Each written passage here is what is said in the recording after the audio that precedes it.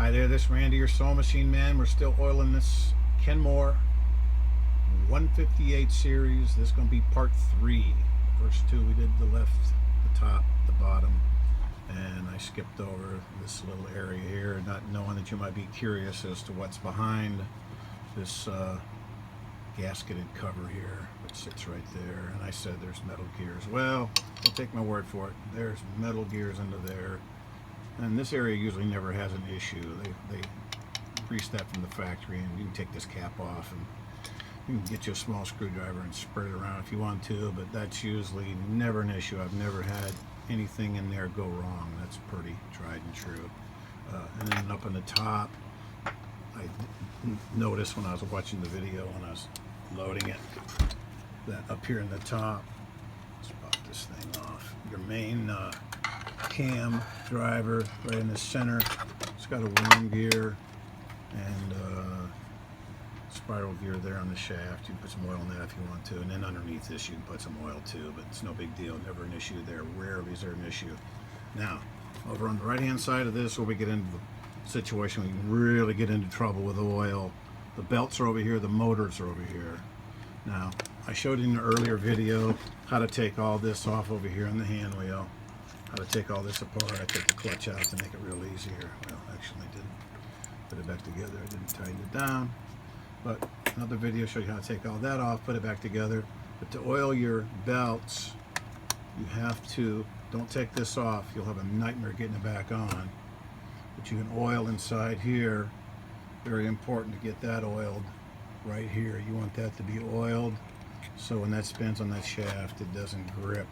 This machine's been sitting for a long time. Sometimes they'll get a glaze there and you'll have to hold on to the needle at the needle clamp to keep it, to let it break loose and start spinning. But the more it spins, the more it's going to want to spin. It'll kind of work itself around there with the oil and take all that glaze off. Sometimes it's old oil, old grease, but it'll spin and glaze that off. But the motor itself is down under here. You have two belts and a pulley in the center. There's an idler pulley in the center.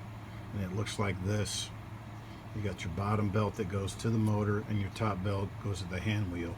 Now that gears it up a little bit, but you don't want to get any oil on the belts. When you're oiling this, you come in from the top, get on the back side here where it's screwed in, and put your oil, and that's going to be up inside over here where the belt goes up inside here. I'm using my screwdriver for a pointer.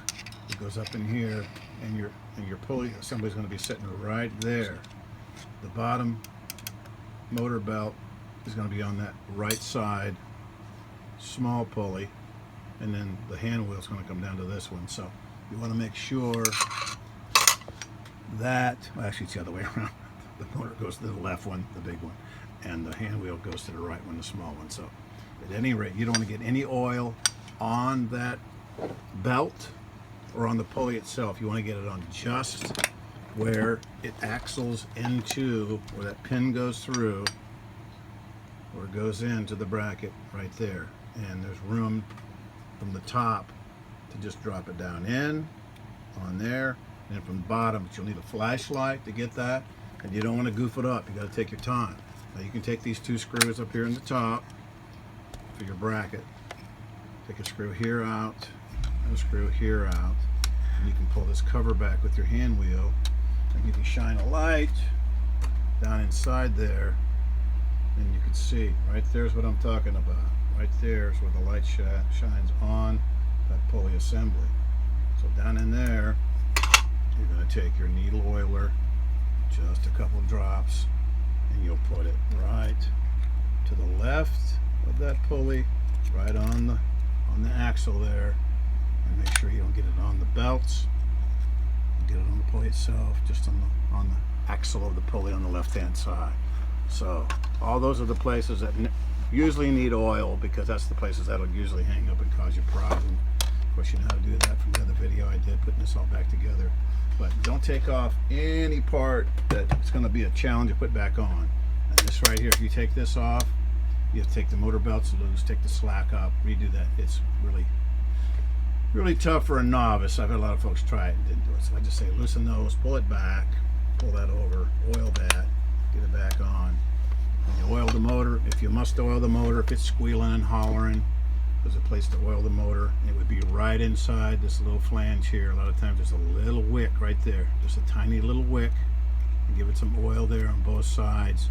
Don't drown it. You'll kill this motor. The only thing that'll kill this motor is over oiling it. It has interchangeable motor brushes. If they wear out, you put new brushes in. You can get them at the Speaking hardware store. It's pretty cool. But just in that little hole at the end, there's a little wick there. It's made out of felt, and you put a little oil on that. Not a lot.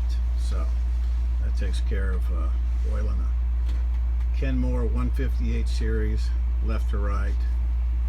And be sparing with your oil. Don't drown it. Don't over oil the motor. Don't get any oil on the belts. That'll keep you in a good place. So that's into part 3 for oiling your own KENMORE 158 series.